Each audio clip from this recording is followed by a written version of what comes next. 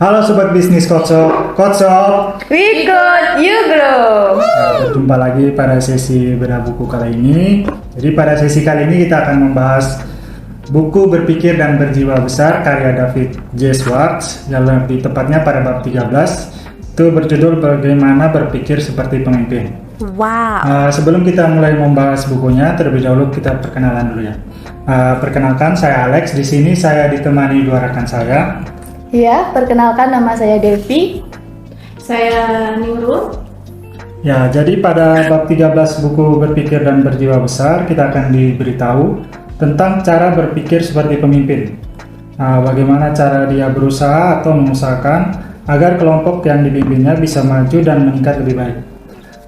Mungkin dari Mbak Devi bisa memberikan pelajaran yang bisa diambil dari bab 13 ini. Oke, kalau menurut saya di bab 13 ini yang berjudulnya Bagaimana Berpikir Seperti Pemimpin ya. Di garis besarnya yang bisa saya ambil itu untuk menjadi pemimpin yang paling utama kita harus percaya pada diri kita.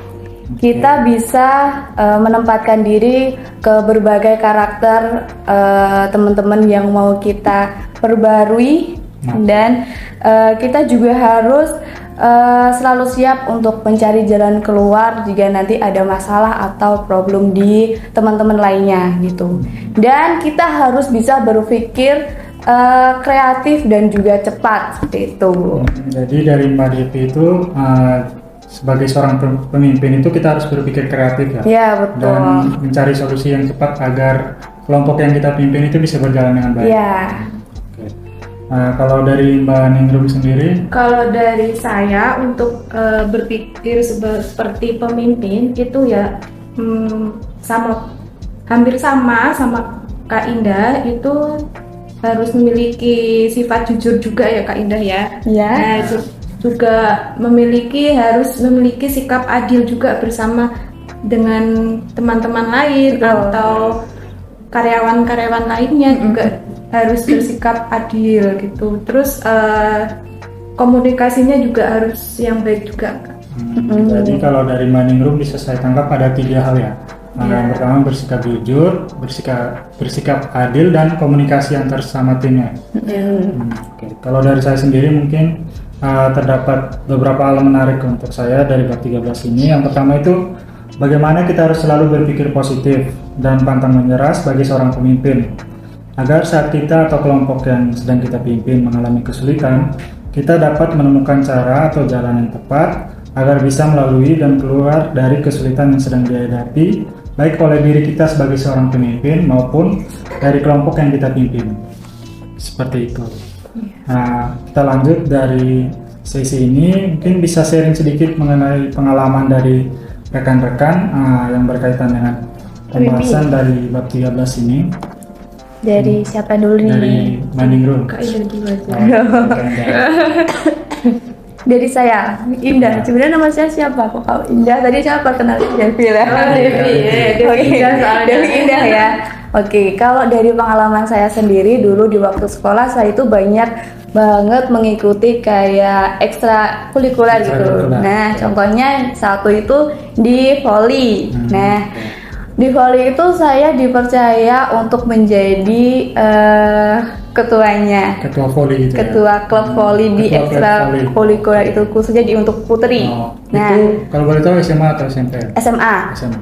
Okay. Nah, terus di situ tugas saya itu harus gimana caranya buat teman-teman saya itu semuanya konsisten untuk latihan, terus menjaga kesehatannya mereka. Terus kalau nanti ada problem kayak yang satu harus izin, ya. Terus kalau ada pertandingan, saya juga harus menyiapkan teman-teman saya untuk siap gitu. Jadi harus komunikasi. Komunikasi ya. Oke. Jadi Gitu sih. Mungkin yang itu ya, komunikasi itu penting banget ya. Selama jadi ketua ekstrakurikuler volley ya. Iya. Oke, mungkin dari Mbak Indra cukup. Dari Mbak Ningrum ada pengalaman yang bisa di-sharing berkaitan sama bab 13 Berpikir dan Berjiwa Besar. Oke. Nah, di sini saya udah pernah pengalaman di sekolah juga. Itu waktu saya menjadi anggota pramuka kayak dewan anggota Oh, undangan Iya. di SMA. Nah itu saya dipercayai untuk memimpin untuk barisan seperti kayak PBB gitu. PBB, terus gimana caranya biar mengatur itu apanya barisannya biar rapi, terus biar kompak. Itu harus gimana caranya biar barisannya lebih rapi dan kompak.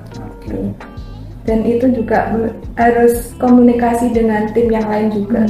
Oh, iya. Hampir mirip ya sebenarnya. Jadi kita tuh harus gimana caranya buat bikin strategi biar tim kita itu bisa cepat buat mengupdate hari per harinya di latihan dan lain-lainnya. Yang mungkin saya bisa rangkum mungkin itu ya dari cerita teman-teman di sini, mungkin komunikasi sebagai ketua tuh penting banget ya. Iya. Biar kelompok yang kita sedang pimpin itu bisa berjalan dengan baik, mungkin Iya, benar. arahan yang kita berikan bisa diterima juga sama anggota kelompok lain Tanpa menyakiti Iya. hati teman-teman juga. Saling menghargai juga. Kalau dari saya mungkin itu ya, sebagai seorang pemimpin tuh kita ditugaskan itu untuk bertukar pemikiran dan ide dengan sesama anggota kelompok lain agar sesuatu yang akan kita kerjakan bisa dijalankan dengan baik, dan juga tidak lupa kita harus menempatkan diri kita itu sejajar dengan anggota kelompok lain. Seperti itu. Yang berikutnya mungkin ada bisa diceritakan Contoh mungkin cerita. Oke. cerita Contoh di cerita buku. yang ada di buku ini ya. Ya, di bab 13 itu. Oke. Di sini ada cerita pengalaman yang di buku terkait tentang bagaimana berpikir seperti pemimpin. Ya. Itu ada salah satu cerita namanya Joan ya Kak ya. Nah, Joan itu adalah seorang gadis yang berumur 24 tahun nih Kak, yang pandai, terus berpendidikan tinggi, terus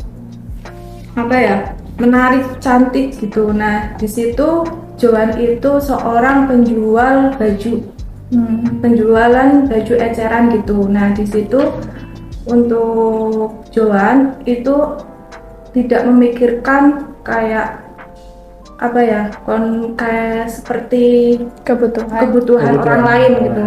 Kebutuhan orang lain tuh yang disukai apa. Jadi dia itu nggak memikirkan kebutuhan orang lain terlebih dahulu. Jadi dia itu memikirkan diri sendiri, hanya saya tuh sukanya bajunya seperti ini. Ya. Gitu. Jadi dia jualan baju yang sepatu disukai. yang disukai gitu. Okay. Nah terus karena itu dia gagal.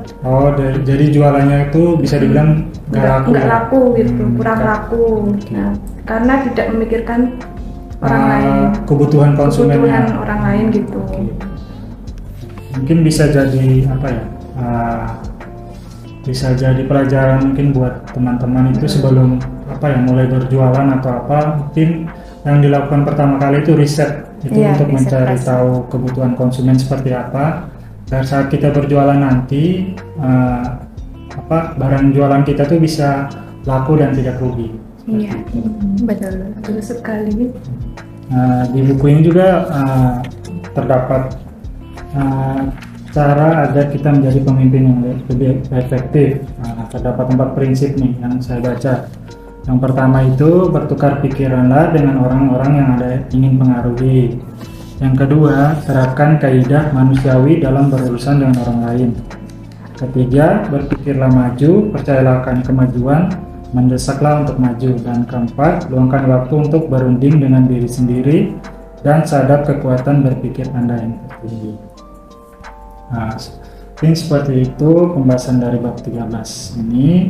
Mungkin sebagai penutup, kami dari Coachshop Indonesia ingin memperkenalkan produk kami yang dapat membantu usaha Anda semakin maju. Di sini kami mempunyai produk seperti printer kasir, apa lagi Mbak? Printer barcode, kemudian ada printer ID card, terus ada scanner, mesin kasir. Terus kalau rekan-rekan mau langsung satu paket gitu printer kasir, kita di Coachshop juga ada kayak printer kasir langsung sama laci kasir sama apa lagi ya? Kemudian kemudian selain itu kalau mau custom juga bisa. Custom juga bisa. Custom kartu, custom layar bisa juga. Cetak kartu gitu bisa ya. Sekian pembahasan bab 13 dari buku Berpikir dan Berjiwa Besar karya David Schwartz. Saya dan rekan-rekan saya mengucapkan terima kasih. Bye-bye. Bye-bye.